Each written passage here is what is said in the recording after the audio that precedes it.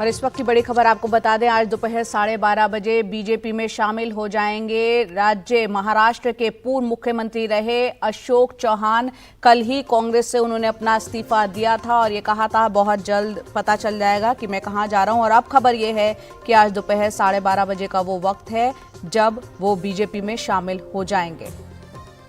कल ही कांग्रेस की प्राथमिक सदस्यता से उन्होंने अपना इस्तीफा दे दिया था। कांग्रेस ने उनके इस्तीफे को मंजूर कर लिया था और ये माना जा रहा है कि कांग्रेस के लिए महाराष्ट्र में एक बड़ा झटका है, क्योंकि इससे पहले और बड़े नेता कांग्रेस के महाराष्ट्र से बाबा सिद्दीकी, मिलिंद देवड़ा भी पार्टी छोड़ चुके हैं।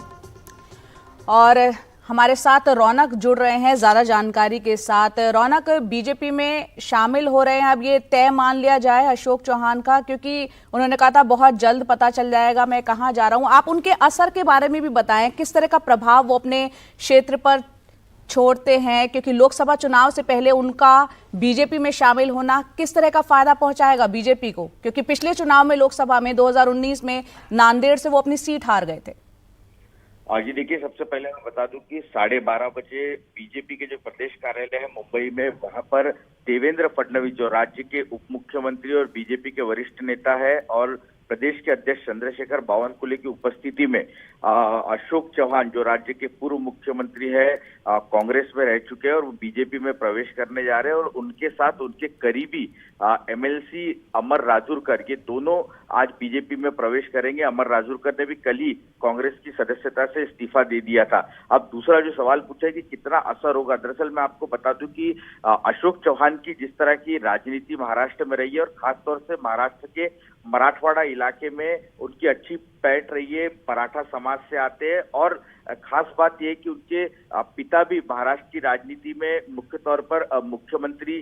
2 बार रहे और ये चौहान फैमिली का पूरा एक वर्चस्व पूरे मराठवाड़ा इलाके में माना जाता है। इसीलिए इसको एक बहुत बड़े झटके के तौर पर देखा जा रहा है और बीजेपी ने रणनीति के तहत ही अशोक चौहान को अपने साथ लाने का फैसला किया है। दरअसल न केवल थोड़े दिनों बाद जो राज्यसभा के चुनाव होने, उसमें 6ठी सीट पर कांग्रेस की जो 6ठी सीट है वो खटाई में पड़ जाएगी, क्योंकि अशोक चौहान फिलहाल तो 2 लोग के साथ ही आ रहे हैं, लेकिन जो हमारी जानकारी है उनके साथ लगभग 12 से 14 ऐसे विधायक है जो अशोक चौहान के साथ पाला बदलने के लिए तैयार है। उन पर फैसला बीजेपी कब लेती है वो देखना महत्वपूर्ण होगा। दूसरा मैं आपको बता दूं कि कई ऐसे